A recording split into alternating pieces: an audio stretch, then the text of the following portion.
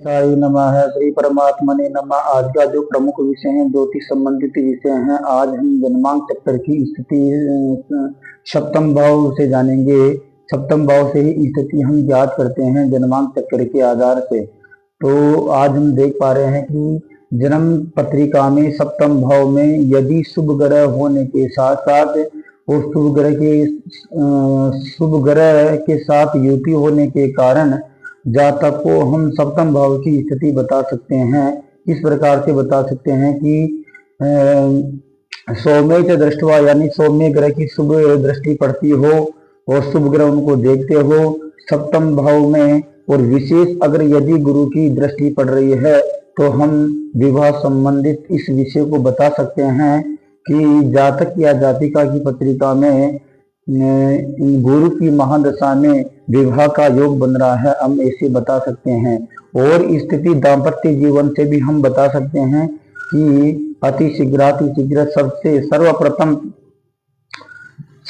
हम ये बता सकते हैं सप्तम भाव की स्थिति देखते हुए कि विवाह संबंधित गुरु या शुक्र की महादशा में विवाह होने का योग बन रहा है।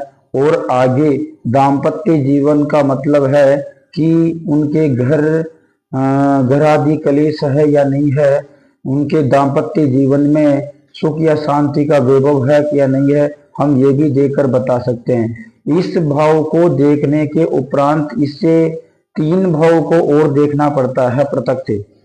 नवम भाव को भी ज्ञात करना पड़ता है, इसके साथ साथ तृतीय भाव और चतुर्थ भाव इनको भी देखना पड़ता है।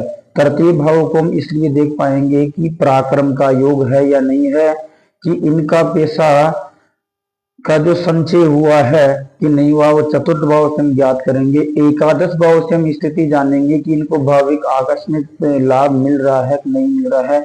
ये हम जन्म पत्रिका में विशेष रूप से देखकर बता सकते हैं। आज का जो विषय है प्रमुख ज्योतिष शास्त्र संबंधित विषय हैं, और अगले जो वीडियो है उसमें हम अष्टम भाव की स्थिति ज्ञात करेंगे।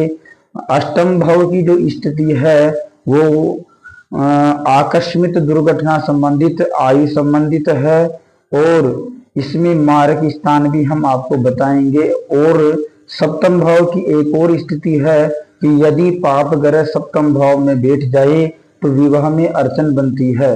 और इसके साथ साथ नवमांश कुंडली में सप्तम भाव की जो स्थिति है और जो एकादश भाव की स्थिति है, अगर यदि उन भावों में सौम्य ग्रह अस्त हो जाए तो विवाह योग में बाधाएं बनती है और अड़चन बनती है।